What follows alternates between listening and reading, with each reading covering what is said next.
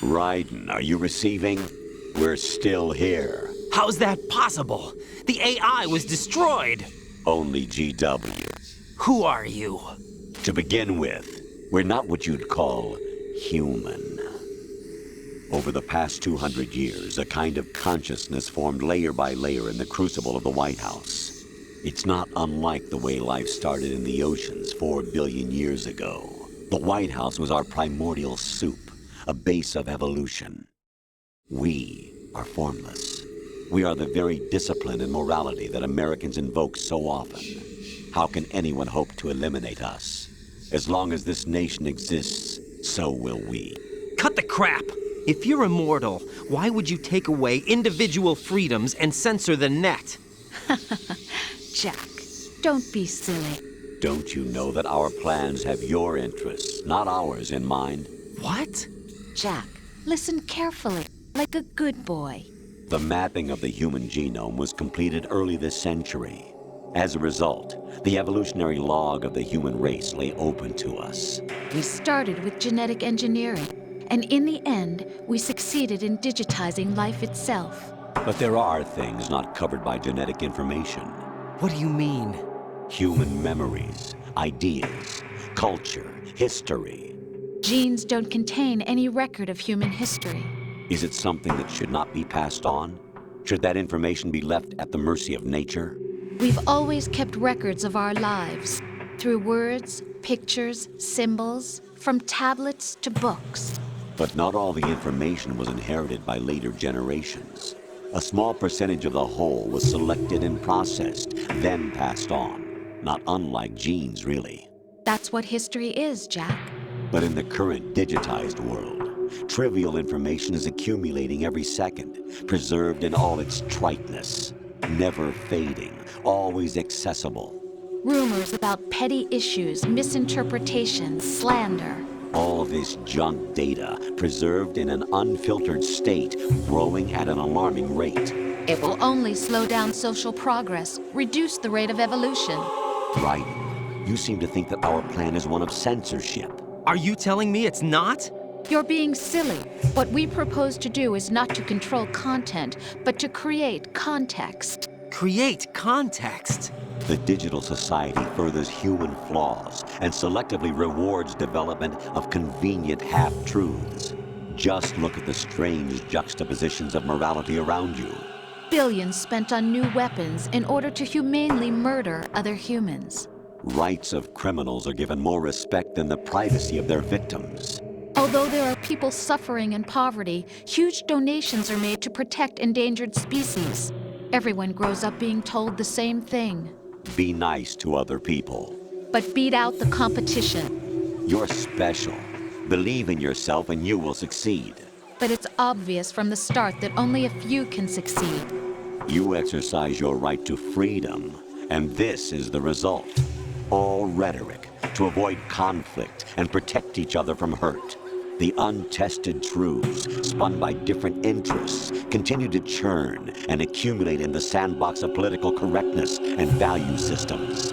Everyone withdraws into their own small gated community, afraid of a larger forum. They stay inside their little ponds, leaking whatever truth suits them into the growing cesspool of society at large. The different cardinal truths neither clash nor mesh. No one is invalidated, but nobody is right.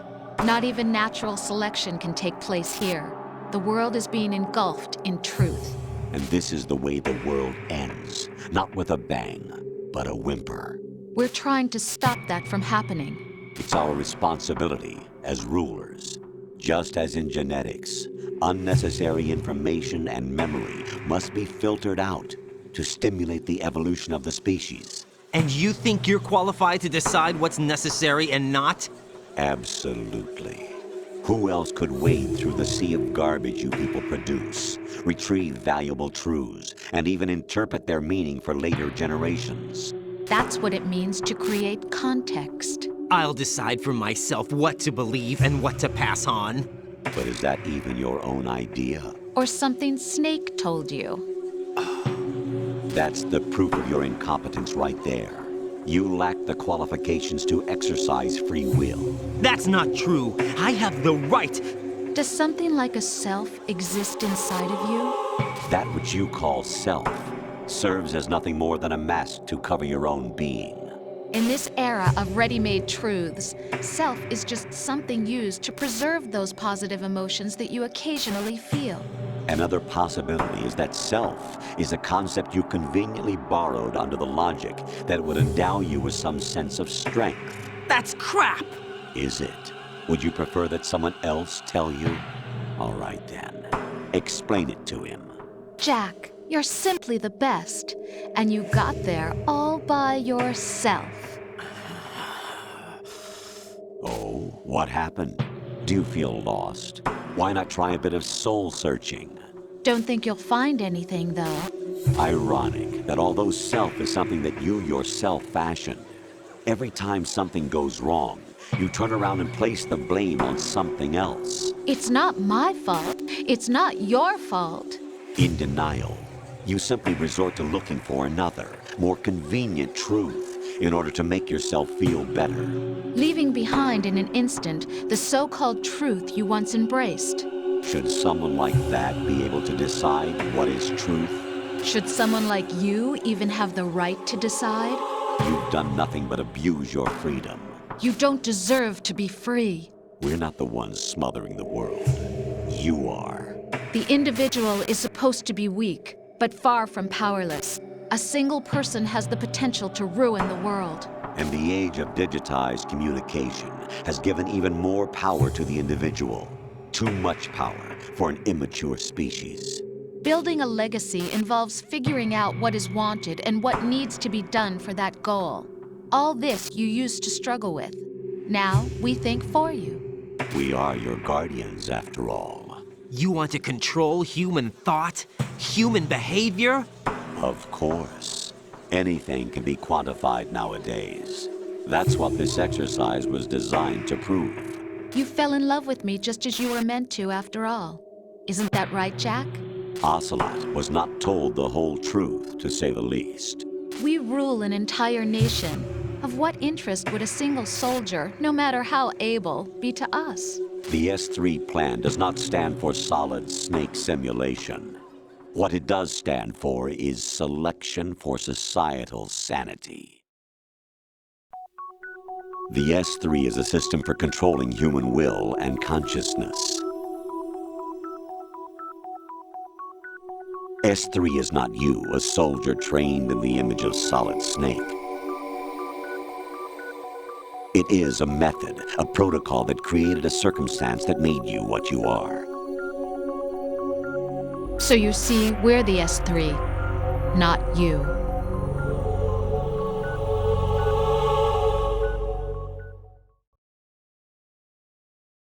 What you experienced was the final test of its effectiveness. That's crazy.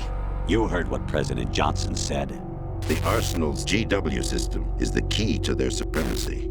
The objective of this exercise was to establish such a method. We used Shadow Moses as a paradigm for the exercise. I wonder if you would have preferred a fantasy setting.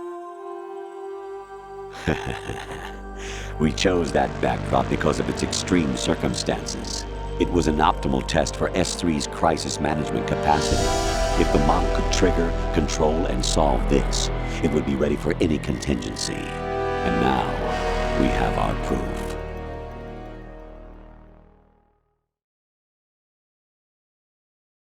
Raiden, there are also reasons behind your selection. Solidus raised plenty of other child soldiers. Do you know why we chose you over them?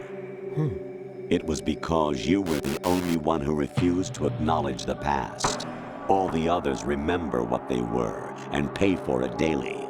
But you turn your back on everything you don't like. You do whatever you like, see only the things you like, and for yourself alone. Yes, Rose can attest to that. You refused to see me for what I was. I lied to you, but I wanted to be caught. You pretended to be understanding, to be a gentleman. You never made a conscious attempt to reach out to me. The only time you did was when I gave you no choice but to do so. I was just trying not to. What? Trying not to hurt me?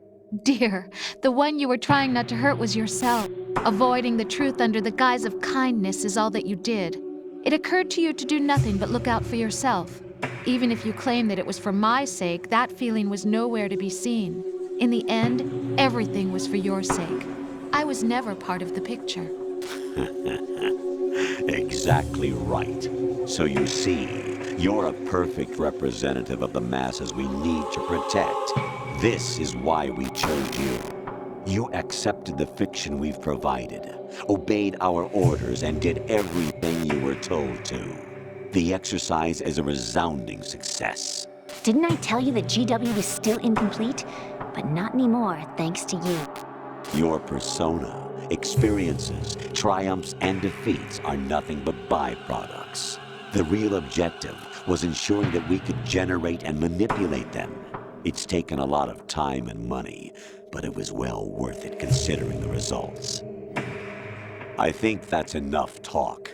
It's time for the final exercise. Raiden, take Solidus down. Think again. I'm through doing what I'm told. Oh, really?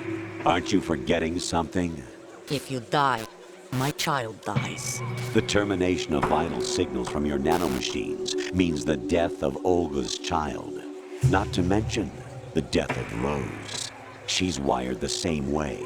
Rose, does she actually exist? Of course I do, Jack. You have to believe me. Damn! It will be a fight to the death. Solidus at least wants you dead. We will collect the necessary data from this last fight. Then we'll consider the exercise closed. So, Jack the Ripper, will it be Solidus, the Patriot's creation, or you, Solidus's creation? Our beloved monsters, enjoy yourselves.